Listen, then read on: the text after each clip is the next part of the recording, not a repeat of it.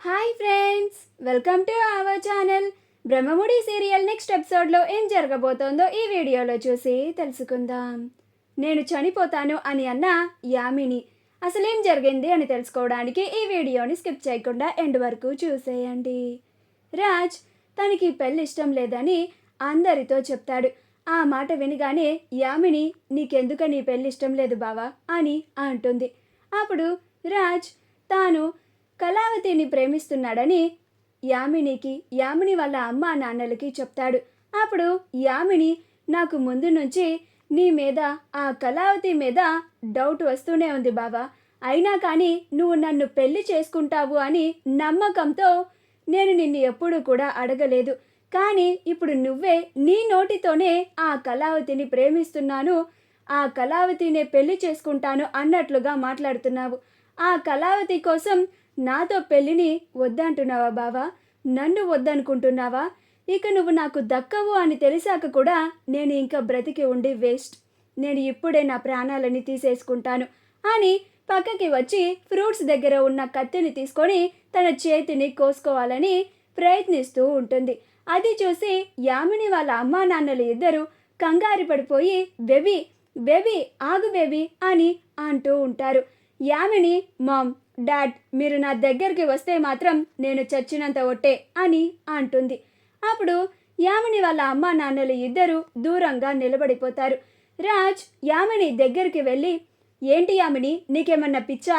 ఎందుకని నువ్వు ఇలా ప్రవర్తిస్తున్నావు అని అంటాడు. అప్పుడు యామిని అవును బావా నాకు పిచ్చే, నువ్వంటే పిచ్చి అని అంటుంది. అప్పుడు రాజ్ ఏం మాట్లాడుతున్నావు యామిని? నేను నా మనసులో ఉన్న విషయాన్ని నీకు చెప్పాను. నువ్వంటే నాకు ఇష్టం లేదు యామిని.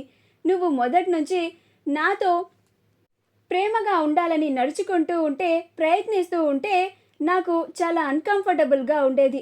కానీ నేను కళావతి గారితో ఒక్కసారి మాట్లాడినా కానీ నా మనసుకి చాలా హ్యాపీగా ఉండేది.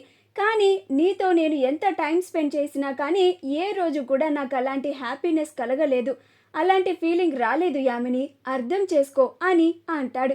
అప్పుడు యామిని నేను చిన్నప్పటి నుంచి నువ్వే నా ప్రాణం, నా సర్వస్వం, నువ్వే నా జీవితం అనుకుంటూ నిన్నే ప్రాణానికి ప్రాణంగా ప్రేమిస్తూ బ్రతుకుతూ వచ్చాను. ఇప్పుడు నువ్వు ఆ కళావతి కోసం నన్ను వద్దనుకుంటున్నావు కదా బావా, ఇంతకన్నా ఘోరమైన అవమానం ఇంకొకటి ఉండదు బావా అని అంటుంది.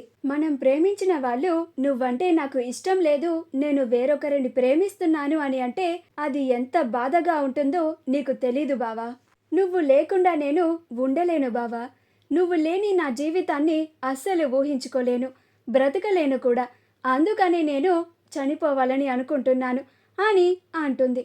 అప్పుడు రాజ్ యామిని యామిని ఎందుకు నువ్వు ఇలాగా క్షణికావేశంలో ఇలాంటి నిర్ణయాలు తీసుకుంటున్నావు అని అంటాడు.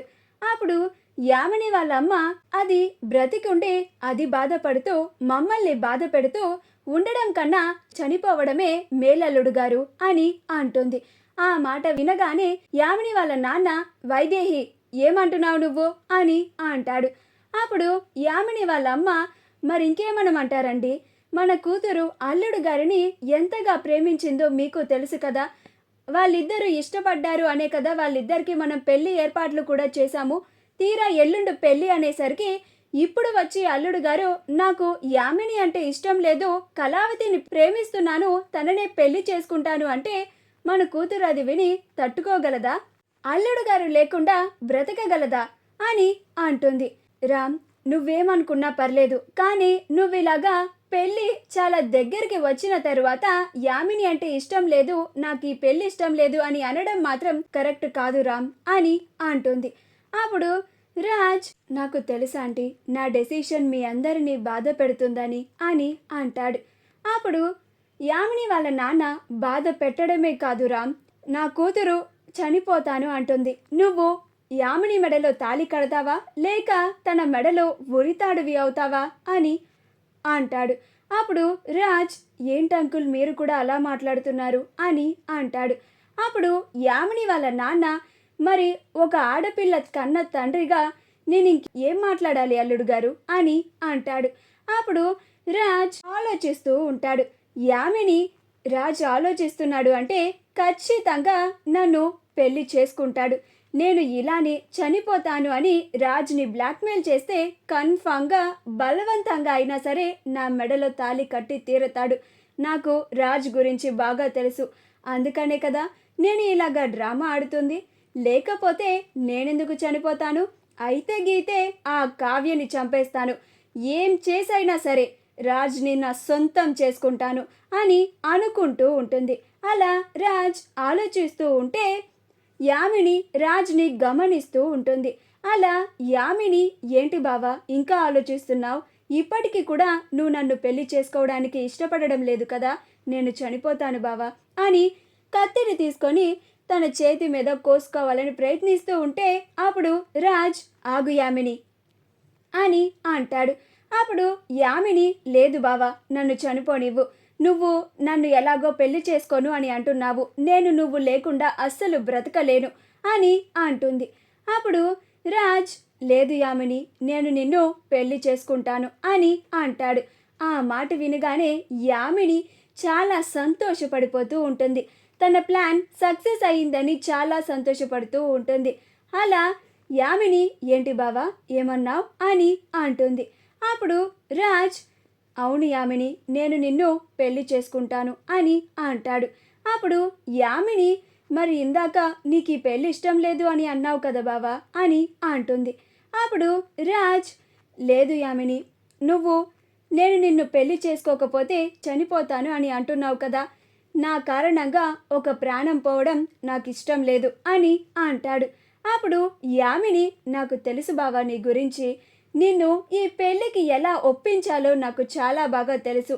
అందుకనే నేను ఇలా నాటకం ఆడాను అని అనుకుంటూ ఉంటుంది. అలా వాళ్ళ అమ్మకి, చూసావా మామ్, నేను రాజ్ని పెళ్ళికి ఎలా ఒప్పించానో అని సైగలు చేస్తుంది. అప్పుడు యామిని వాళ్ళ అమ్మ, నువ్వు మామూలు దానివి కాదు యామిని, రాజ్ని పెళ్ళికి ఒప్పించేశావు అని అనుకుంటూ ఉంటుంది. అప్పుడు యామిని వాళ్ళ నాన్న, ఇప్పుడు మాకు చాలా సంతోషంగా ఉంది అల్లుడు గారు, మీరు మా కూతురిని పెళ్లి చేసుకుంటాను అని అన్నారు. మీరిద్దరూ సంతోషంగా ఉంటే మాకంతే చాలు అని అంటాడు. అప్పుడు యామిని వాళ్ళ అమ్మ కూడా, అవును బాబు, మీరు మా కూతురిని చాలా బాగా చూసుకోండి.